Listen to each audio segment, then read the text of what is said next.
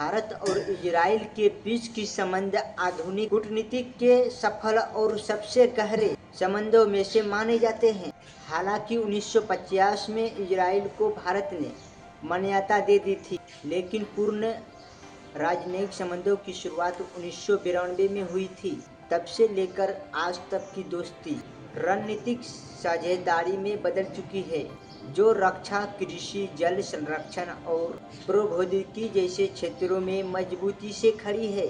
आज़ादी के बाद शुरुआती दशकों में भारत की विदेश नीति गुणनिरपेक्षता और अरब देशों के संबंधों पर अधिक केंद्रित थी, लेकिन 1990 के दशक के बाद वैश्विक परिदृश्य बदला।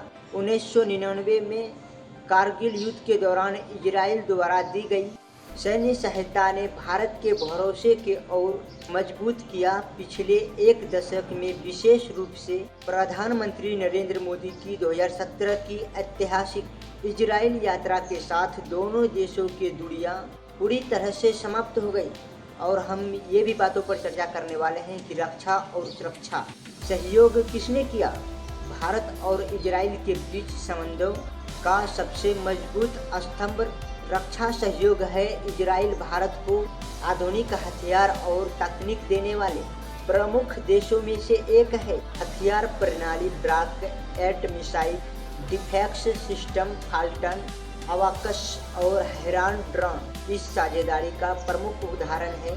आतंकवाद के रिब ऑफ लड़ाई दोनों देशों से आतंकवाद की समस्याएं जुड़ी है, इसीलिए खुफिया जानकारी रक्षा करने और सैन्य परीक्षण में दोनों के बीच गहरा समन्वय है।